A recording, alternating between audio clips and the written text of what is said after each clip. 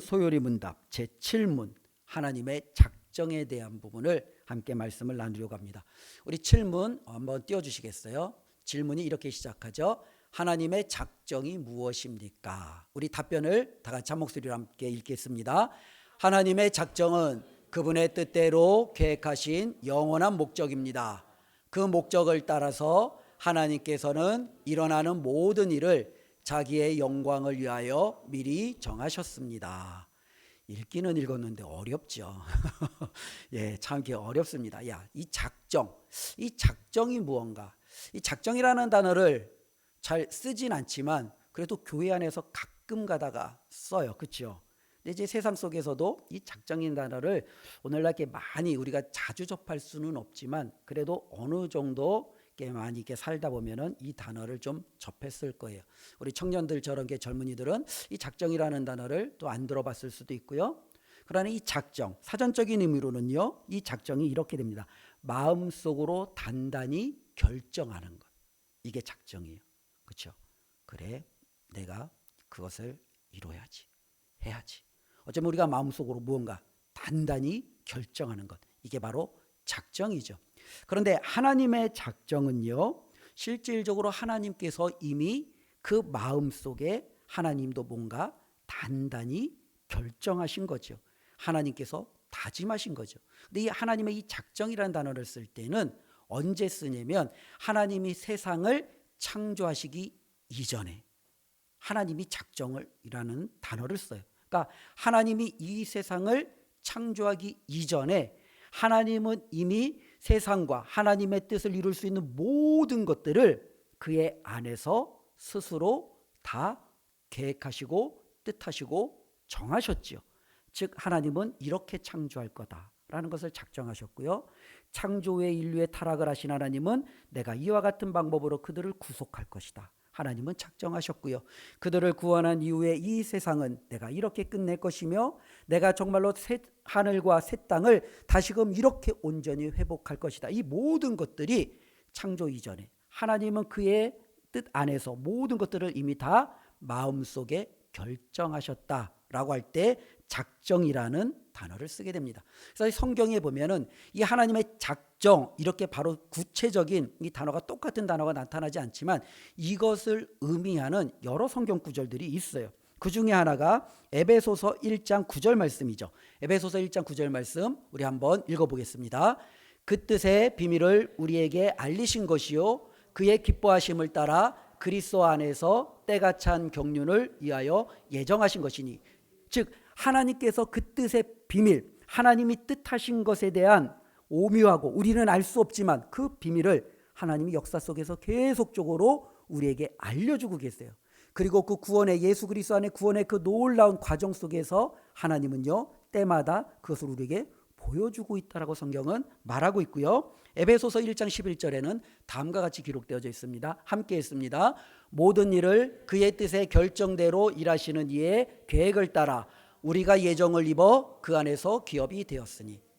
그러니까 모든 일을 하나님께서 결정하시잖아요. 근데 그 결정하시는데 무엇에 따라 결정을 해요? 하나님이 계획하신 것에 따라. 그러니까 하나님이 작정하신 것에 따라 그 모든 것들이 계획이 이루어지는 거예요. 그 가운데 하나님의 작정 가운데는요 예정도 포함되어 있는 거예요. 예정이라는 단어를 많이 들어보셨을 거예요. 하나님께서 누군가를 구원하기로 하나님께서 미리 정하신 것. 이것을 보통 우리가 예정이라고 한다면 하나님은 누구를 구원하실지 이미 창세 전에 하나님의 그 모든 작정 가운데서 이미 그 모든 뜻을 계획을 세우셨고 그리고 하나님이 세우신 그 계획과 그 과정 가운데 하나님은 창조 이후에 그리고 하나님이 완성하실 그 역사의 모든 날까지 이것을 자신의 뜻대로 차곡차곡 한 단계 한 단계 이루어 나가신다라는 거예요. 이것이 바로 하나님께서 이루신 작정이다라고 말씀하고 있죠. 그런데 이것을요 다시 한번 우리가 한 번씩 펼쳐서 한번 생각해 봤으면 좋겠습니다. 우리 소요리 문답 7문 우리 PPT 다시 한번 띄워주시면요 그 말씀을 우리가 다시 한번 보겠습니다. 작정을 한번 좀 더 살펴보죠. 그러니까 작정은 무엇인지 알겠죠? 하나님께서 그렇죠 계획하신 하나님이 스스로 마음속에서 이루시고자 하는 모든 선한 뜻, 계획, 하나님의 다짐, 하나님의 결심 이 모든 것이 하나님의 작정이에요. 그럼 이 하나님의 작정은 언제부터 이루어졌느냐? 실질적으로 그 답을 보면 영원한 목적, 즉 영원전부터 하나님은 계획하세요. 그러니까 하나님의 계획은 갑작스러운 계획이 아니야. 하다 보니까 야 이게 더 좋은 것 같아. 우리 이렇게 하자. 야 그렇게 해봤더니 그거 아니더라. 이게 더 낫더라. 하나님은 갑자기 상황에 따라 시간에 따라 바꾸시는 게 아니에요. 하나님이 한번 정하신 그 뜻은 영원 전에 이루어진 계획이고 영원 전에 이루어진 그 계획은 창조 이후 이제는 하나님의 나라가 완성되는 그 시간까지 결코 변하지 않냐고 그대로 관통되어지는 하나님의 계획이라는 거죠. 또 한편으로 보면은요. 자기의 뜻대로라는 거죠. 하나님이 그분의 뜻대로. 하나님의 계획은 누군가의 조언을 받아서 누군가가 이렇게 하라고 충고해서 하나님이 그래? 그것도 괜찮은 것 같은데 하나님이 그렇게 하신 것이 아니죠. 하나님 홀로 그 안에서 자신의 뜻과 자신의 의지와 자신의 모든 하나님의 그 방편 안에서 이루신 거죠. 우리 그 질문을 좀 더 띄워주세요. 그래서 하나님께서는요 바로 이 작정이라는 것을 자신의 의지와 뜻 안에서 정말로 하나님 스스로 정하셨다라고 성경은 기록하고 있습니다. 그러면 하나님께서는 왜 이 모든 것을 그분의 뜻 안에서 영원전부터 계획하셨는가? 마지막에 보면은요 자기의 영광을 위하여. 하나님이 계획하신 모든 것은요 하나님의 영광을 드러내는 거예요. 하나님의 이름을 드러내는 거예요.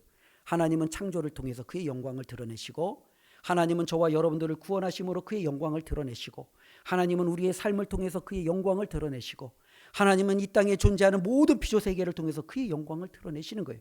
하나님의 작정은요 하나님이 계획하신 것이 역사 속에서 그대로 이루어짐으로 말미암아 하나님께서 되어지는 모든 것들이 하나님 앞에 영광이 되어진다라는 거예요. 그러면 하나님의 작정은요 범위가 얼마나 되느냐? 하나님께서 일어나는 뭐예요? 모든 일이에요. 그러니까 하나님의 작정 가운데는요 포함되지 않은 일이 없다라는 거예요. 하나님께서는요 모든 일을 다 포함하셔서 하나님이 계획하셨다라는 거예요. 여기에 우리의 조금 어려움의 문제가 봉착하기 시작합니다. 우리가 삼위일체도 어려운 것 중에 하나고요. 우리의 구원의 문제도 약간의 어려움 중에 하나가 있습니다. 왜냐하면 이 논리와 때로는 우리가 그것을 받아들이는 이 사이에서 이 간극이 잘 좁혀지지 않는 거죠. 마찬가지로 우리가 이 하나님의 작정 혹은 하나님의 이 계획하심과 우리의 의지, 인간의 자유의지라고 하죠.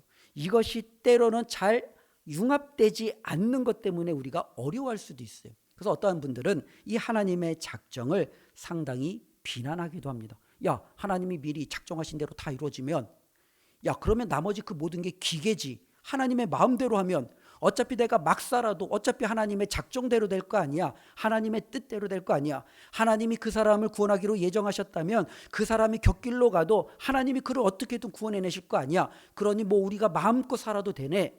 이와 같이 마치 하나님의 작정을 운명론처럼 결정론처럼 우리의 삶으로 그렇게 받아들이는 경우가 있다라는 거예요. 그런데 성경은요 이것을 논리로 우리에게 풀어주지 않아요. 성경은요 있는 그대로 이것을 그냥 우리에게 다 던져놔요. 신기한 게 우리의 자유의지는요 100% 자유의지예요. 저와 여러분들이 할 수 있는 모든 것 안에서 하나님은 하나님이 줄 수 있는 모든 자유의지를 저와 여러분들에게 주셨어요. 우리는요 좌로 갈 수도 있고 우로 갈 수도 있고 우리는 위로 갈 수도 있고 아래로 갈 수도 있고 우리는 교회에 올 수도 있고 교회 밖으로 갈 수도 있어요. 이거는 누구예요? 우리의 자유의지예요. 그런 하나님은 이 자유의지를 100% 주시면서 저와 여러분들의 삶을 하나님이 원하시는 방향으로 또한 만들어 가세요. 우리가 하나님을 영접하고 우리가 하나님을 배반하고 하나님의 뜻을 쫓고 하나님의 뜻을 거역하고 이 모든 것들이 있는데 그 모든 것들이 하나님이 자신의 뜻을 만들어 가는데 전혀 방해가 되지 아니하도록 하나님은 그것을 완벽하게 이루어 가신다라는 거예요. 이게 바로 작정이에요. 분명히 우리는요 이게 어떻게 조화가 돼? 라고 우리는 이해가 되죠. 이해가 잘 안 되죠. 그러나 성경은요 그것이 가능하다라는 거예요. 왜요? 온 세상을 만드신 천지 창조하신 정말로 그 하나님은 모든 것을 자신의 뜻 가운데 온전히 이룰 수 있다라고 말씀하고 있다라는 거죠.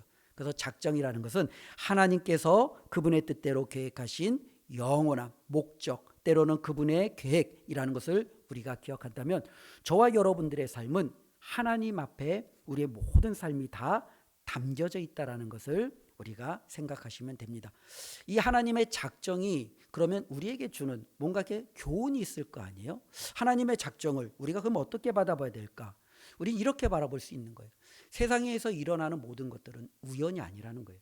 우리의 삶 속에서 일어나는 모든 것들은요, 우연이 아니에요.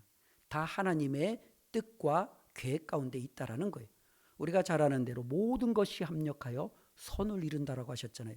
저와 여러분들의 삶에 때로는 기쁨, 때로는 슬픔과 절망, 때로는 사별과 이별의 고통, 때로는 만남의 축복, 여러 가지 많은 것들이 있잖아요. 이 모든 삶은 다 하나님의 주권 가운데 있다라는 거예요.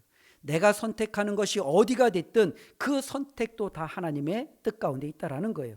내가 이 직장을 가든, 내가 저 사람을 만나든, 내가 이와 같은 큰 일들을 감당하든 그 모든 것들도요, 다 하나님의 계획 가운데 있다라는 거예요. 그러니 우리는 하나님의 계획 가운데 있다면은요, 우리는 뭘 할 수 있어요? 그 하나님을 신뢰할 수 있다라는 거예요. 즉 내가 하나님의 품 안에 있다면, 내가 하나님의 정말로 그와 같은 놀라운 계획 속에 있다면 우리가 불안할 필요가 없는 거예요. 내가 지금 당장 아프다고, 내가 지금 절망 가운데 빠진 정말로 이 아픈 현실 속에서 좌절할 필요가 없는 거예요. 내 좌절을 보시는 하나님, 그리고 그 하나님의 크신 작전 가운데 여전히 그것이 들어있다면 그 가운데서도 여전히 우리는 어떻게 해요? 하나님을 바라보며 하나님이 뭔가 뜻하신 바가 있기에 나를 여기에 두셨겠지, 그 하나님을 신뢰할 수 있기에 우리는요, 그 하나님을 붙들고 나아갈 수 있다라는 거예요. 하나님의 작정은 저와 여러분들로 하여금 더욱더 하나님을 바라보게 만든다는 거죠.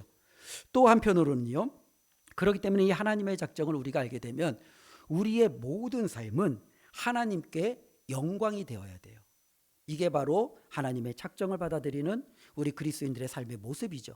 하나님이 행하시는 모든 일들이 그의 작정 가운데 있다면 우리는 그 모든 삶 속에서 어떠한 환경이 있든지 저와 여러분들의 삶이 하나님께는 영광이 되어야 되는 거죠. 그런데 우리가 살다 보면은 삶의 성공과 기쁨과 때로는 내가 원하는 것이 잘 될 때가 있잖아요. 그때는 하나님께 영광이 되는 것 같아요. 나를 통해서 하나님께서 이렇게 이루어졌고 내가 하나님 앞에 기도했는데 이렇게 나에게 기도 응답해 주셨다. 그러면서 우리가 하나님 앞에 영광을 올려드리는 것 같은데, 실패와 때로는 내가 원하는 것을 얻지 못했을 때 그때조차도 이것을 통해서 하나님께 영광이 될 수 있을까라고 반문하게 되죠.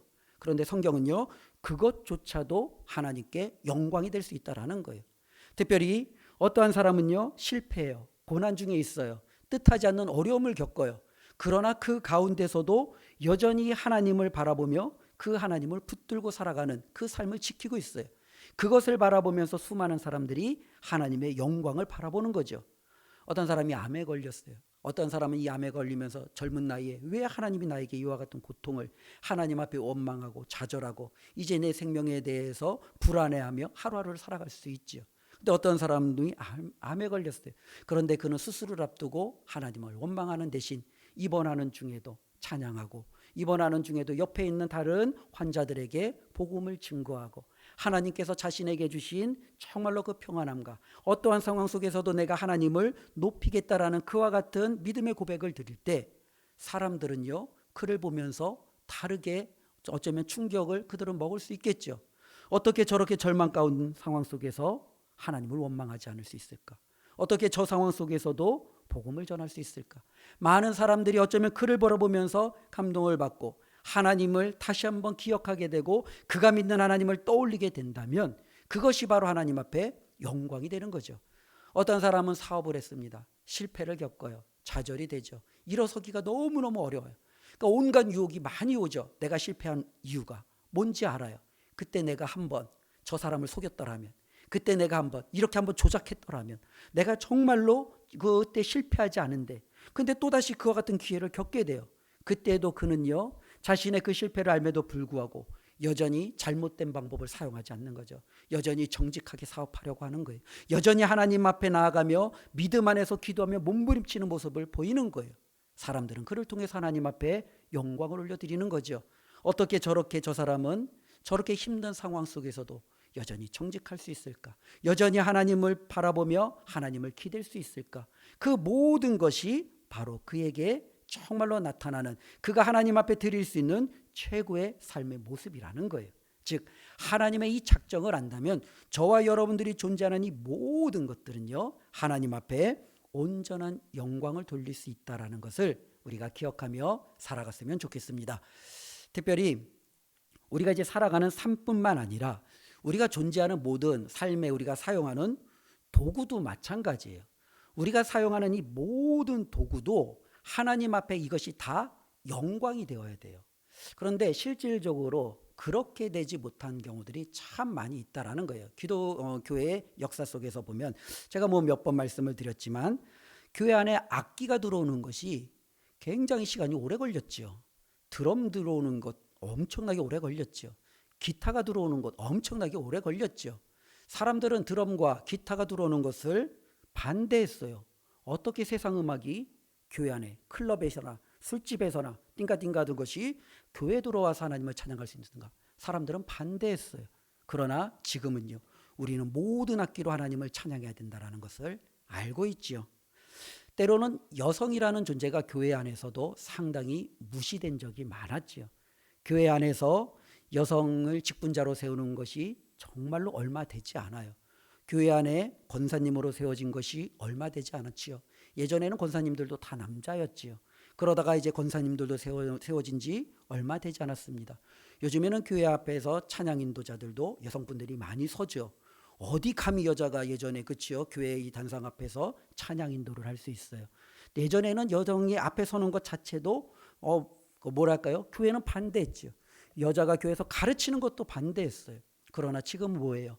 우리가 남성이든 여성이든 어린아이든 장성한 사람이든 모든 것이 다 하나님 앞에 영광이 되어야 되는 거죠. 하나님 앞에 모든 것이 드려져야 된다라는 거예요. 예전에는 교회 오는데도 스타일도 굉장히 많이 꼬치꼬치 따졌잖아요. 여자들은 교회 올 때 바지 입으면 안 되죠. 치마를 입어야 됩니다. 여자는 교회 올 때 화장을 하면 안 됩니다. 화장은요, 술집에 나가는 뭐 여인들이나 하는 것으로 사람들이 치부하면서 그것에 대해서 굉장히 안 좋은 눈으로 보죠. 여성의 귀에 귀걸이 혹은 반지, 목걸이 이런 것들도 하면 안 되는 거예요. 여성은요, 굉장히 수더분하게 와야 된다라는 것들로 정말로 상당히 많이 우리의 하나님 앞에 나아가 드리는 복장도 우리가 스타일도 끊임없이 교회가 막아섰어요. 그러나 지금은요, 우리가 어떠한 것으로도 하나님 앞에 찬양할 수 있고 하나님 앞에 영광을 올려드릴 수 있지요. 영상도 마찬가지예요. 인터넷, 스마트폰 이것이 처음에 들어올 때 수많은 사람들이 이것을 반대합니다. 이것으로 우리가 어떻게 하나님을 예배할 수 있느냐, 이것으로 어떻게 우리가 하나님을 찬양할 수 있느냐. 그런데 지금은요, 인터넷으로 정말로 예배 오지 못하는 사람들이 그것을 통해서 말씀을 듣고 예배를 드려요. 성도의 교제가 못하는 극한 상황 속에서 그 스마트폰을 통해서 서로 성도의 교제를 느끼며 위로를 받아요. 이것이 정말로 교회 안에서 충분히 하나님 앞에 영광이 되는 도구가 될 수 있는데 많은 교회의 전통과 역사들이 이 모든 것들을 끊임없이 막아섰다라는 거죠. 요즘에 인터넷에서 가장 많이 달구고 있는 것 중에 하나가 뭐냐면 챗GPT예요. 그렇죠? AI 많이 들어보셨죠? 거기서 뭐만 딸랑 쓰면은 짜르륵, 그래서 뭐 그것만 쓰면 설교문도 짜르륵, 기도문도 짜르륵, 자기가 원하는 것을 다 나온다고 해서 상당히 많은 분들이 그것에 대해서 반감을 가지고 그것에 대해서 어쩌면은요 부정적인 판단을 가지고 설교하는 것을 봅니다. 미국의 굉장히 유명한 이제 보수적인 이제 존 파이퍼 목사님이라고 계세요. 굉장히 저명하고 이제는 영향력 있는 목사님이에요. 그 목사님이 이제 쇼츠에서 저도 이제 이 챗GPT에 대해서 놓았던 그 설교에 대해서 잠깐 몇 분짜리 메시지를 좀 들었어요. 그분이 이제 그렇게 얘기를 하더라고요. 챗GPT를 통해서 어떤 대표 기도자가 내가 오늘 주일날 대표 기도해야 되는데 기도문 좀 하나 써줘. 그래서 이제 그 기도문을 하나 딱 받아왔어요. 그래서 그 기도문을 딱 써서 있는데 기도문이 너무 은혜롭고 감동적이고 좋아요. 그래서 그 기도문을 그분이 이제 대표로 했다라는 거예요. 근데 이제 그 존 페이퍼 목사님은 이것이 무슨 기도냐? 그 사람의 마음이 심령이 담겨져 있지 않은데 어찌 그것이 기도문이 될 수 있느냐? 그러면서 챗GPT를 통해서 이루어지는 기도문의 작성, 때로는 신앙의 여러 가지를 상당히 부정적으로 배척하는 그 모습을 보여주고 있더라고요. 저도 그를 들으면서 일면 많은 동의가 왔어요. 그렇죠. 우리도 실질적으로 그래요. 어쩌면 우리의 마음이 담아있지 않는, 어쩌면 겉으로 입술만 나타나는 그런 신앙생활은 굉장히 우리를 부정적으로 만들 수 있어요. 그런데 제가 또 한편 생각해 본 것은 그러면 과연 그것이 챗 GPT만 있느냐라는 거예요. 그렇지 않아요. 그 이전의 사람들은요, 자신의 기도문을 작성하기 위해서 때로는 책을 참조하기도 하죠. 때로는 다른 사람들의 기도문을 참조하기도 해요. 때로는 누군가의 조언과 도움을 받기도 해요. 처음부터 기도를 잘하는 사람은 없잖아요. 무언가 그것을 통해서 자신의 기도문이 하나씩 하나씩 만들어져 가고 성숙해져 가고 깊어져 가는 그 과정들이 있다라는 거예요. 그러나 오늘날 젊은이들에게는 이 챗 GPT가 그 과정들을 상당히 줄여버린 거죠. 상당히 그냥 압축해버린 거죠. 그래서 교회는 이 챗 GPT에 대해서 상당히 좀 부정적으로 말하고 있다라는 거예요. 제가 그래도 이 챗 GPT를 저도 처음에는 굉장히 부정적으로 봤어요. 그런데 저도 요즘에 챗 GPT를 조금씩 한번 사용해 봅니다. 사용해 보면서 제가 느끼는, 제가 정말로 바라보는 것은 이런 마음이죠. 교회가 과거에 저질렀던 누를 또 범하면 어떻게 될까라는 부분이에요. 컴퓨터가 들어왔을 때 교회가 이 컴퓨터를 배척하면 이 컴퓨터는요, 게임을 만들고, 이 컴퓨터는 세상이 좋아하는 것들을 만들고, 세상의 노래를 만들고, 세상의 문화를 만들어요. 근데 만일 교회가 그 컴퓨터를 가지고 먼저 하나님을 위해서 사용할 수 있는 좋은 도구로 먼저 선점했더라면 어떻게 되었을까? 요즘에 미국 애니메이션계를 굉장히 강타하는 한국 만화 영화가 하나가 있어요. 킹 오브 킹스라고. 이제 7월 달 이제 한국에서도 이제 개봉이 될 텐데요. 왕들의 왕이죠. 만일 번역을 하면요. 예수 그리스도에 대한 이야기입니다. 그런데 이 애니메이션 그러면은요, 어디가 떠오르냐면 디즈니, 픽사, 그렇죠? 이와 같은 미국의 저명한 그와 같은 영화사들이 떠올라요. 그런데 이 킹 오브 킹스는 한국에서 만든 영화예요. 무려 장성호 감독이었는가요? 그분이 10년 동안 주위에 있는 모든 사람들이 그건 안 돼, 실패할 거야, 그렇게 외쳤는데 10년 동안 예수 그리스도에 대한 그와 같은 스토리, 이야기를 가지고 정말로 그 영화, 만화를 만들었어요. 애니메이션을 만들었어요. 그리고 그를 미국에 이제 개봉을 했습니다. 가끔가다 떠올리는, 아마 뉴스에서도 보신 분들은 보셨을 거예요. 그 영화가 미국에서 대박이 난 거예요. 영화 기생충을 뛰어넘은 거예요. 한국의 역대 모든 매출을 다 갈아치웠다는 거예요. 미국에 있는 부모들이 난리가 났대요. 자녀들을 이끌고 그 영화를 보러 가느라고 난리가 났다는 거예요. 그 자녀들, 부모들이 정말로 그 자녀들이 그 영화를 바라보면서 정말로 그 느끼는 그 감정들을 스마트폰으로 몰래 찍어서 쇼츠로 올리는 것들이 미국에서 지금 하나 이제 밈이 된 거예요. 미국, 내 자녀가 예수님의 이야기에 이렇게 반응할 수 있구나, 이렇게 정말 내 자녀가 표현할 수 있구나, 이런 것들을 보면서 미국에 있는 많은 기독교인 부모들이 충격을 먹었다라는 거예요. 어쩌면 우리는 당연히 세상에 있는 것들 가지고 신데렐라 혹은 미녀와 야수 아니면 알라딘 이와 같은 만화들만 기억해요. 그러나 그것을 가지고도 충분히 예수 그리스도를 드러낼 수 있는 거죠. 성경에 하나님의 말씀을 아름답게 만들어낼 수 있는 거죠. 그것을 그 감독은 보여주고 있다라는 거예요. 우리가 사용하는 모든 것들은 바로 이와 같다라는 거예요. 우리가 이것은 이래서 배척해야 돼, 이것은 저래서 안 돼, 그와 같은 것들이 없다라는 거예요. 모든 것들이 하나님이 주신 창조 안에 있다면, 우리의 모든 삶이 하나님 앞에 영광이 되어진다면, 우리가 가지고 있는 모든 것들도요, 하나님 앞에 아름다운 도구가 될 수 있다라는 거예요. 그래서 저는요, 챗GPT에게 오늘 설교하기 전에 이렇게 한번 제가 질문을 해봤습니다. 뭐라고 질문했냐면, 오늘은 교회에서 스승의 주일로 지키고 있어. 스승의 주일날 우리 스승 대표 기도를 할 터인데, 어린이가 이제 제가 말은 이제 길게 하는데 짧아요. 어린이가 기도할 짧은 기도문을 소개해줘라고 쳤어요. 그 제가 엔터 딱 눌렀더니 챗GPT가 다음과 같이 기도문을 작성해줬어요. 뭐라고 하냐면, 하나님 아버지, 저희를 사랑으로 가르쳐 주시는 선생님들께 감사드려요. 항상 말씀을 알려주시고 기도해 주시고 저희를 예수님처럼 자라게 도와주셔서 고마워요. 선생님들이 아프지 않게 건강하게 지켜주시고 항상 기쁨과 사랑이 가득하게 해주세요. 예수님의 이름으로 기도합니다. 아멘. 어때요? 이상한가요? 그래서 제가 GPT한테 또 물어봤죠. 위의 버전을 어른용으로 바꿔줘 라고 제가 얘기했어요. 그랬더니 챗GPT가 이렇게 바꿨더라고요. 사랑의 하나님, 스승의 주일을 맞아 다음 세대를 위해 헌신하시는 교사들과 교육자들의 수고를 기억하며 감사드립니다. 주님의 말씀을 가르치는 손길 위에 성령의 은혜와 지혜를 더하시고 지치지 않도록 세임과 위로를 부어 주옵소서. 우리 교회가 한 마음으로 교사들을 응원하며 다음 세대를 함께 세워가는 공동체 되게 하소서. 예수님의 이름으로 기도드립니다. 아멘. 어때요? 이상해요? 아니면 감동이 돼요? 예, 저는 감동이 되더라고요. 어쩌면 이것이 이런 모든 것들을 우리가 배척하는 게 아니라 이와 같은 하나하나의 기도문들을 우리가 배워가고 읽어가고 익혀가고 익숙해짐으로 좀 더 깊은 기도의 영역으로 나갈 수 있지 않겠어요? 제가 그래서 챗GPT에게 또 한 번 이렇게 질문해 봤어요. 야, 나는 교회 오늘 처음 나왔어. 근데 기도를 해야 돼. 근데 내가 어떻게 기도해야 될지 몰라. 어떻게 기도할까? 라고 딱 물어봤어요. 그러더니 챗GPT가 또 알려줬어요. 뭐라고 알려줬을까요? 기도문 알려줬을까요? 아니에요. 저한테 충고를 하더라고요.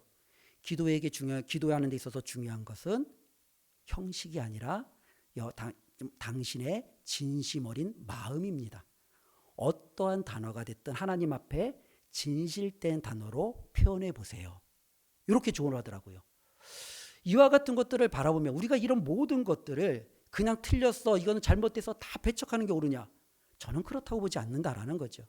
우리의 자녀들이 만일 챗GPT를 통해서 학교의 공부, 대학교의 과제, 직장에서의 모든 그런 영역들 속에서 이 모든 도움을 받고 서로 더욱더 성숙하고 성장하고 경쟁하는데 이것을 교회가 그냥 배척해버리면 교회는요, 어쩌면 나중에 너무 따라가려고 해도 뒤처지는 거예요. 따라갈 수가 없는 거예요. 그러나 이미 교회에서 그 모든 것들을 먼저 선점해버리는 거죠. 챗GPT 하면 말씀과 예배와 찬양과 교회 안에서 일어나는 모든 여러 가지 일들에 대해서 아름다운 조언과 충고들이 많은 전 세계에 있는 성도들이 함께 이것을 공유하고 함께 나눈다면 이것 자체가 하나님 앞에 영광이 될 수 있다는 거예요.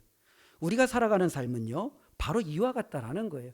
그러니까 우리가 정말로 이 땅에 살아갈 때 모든 것이 안 돼, 잘못됐어, 그거는 틀려 배척하기보다는 우리의 시선을 들어 하나님의 말씀대로 다시 한번 보는 거예요.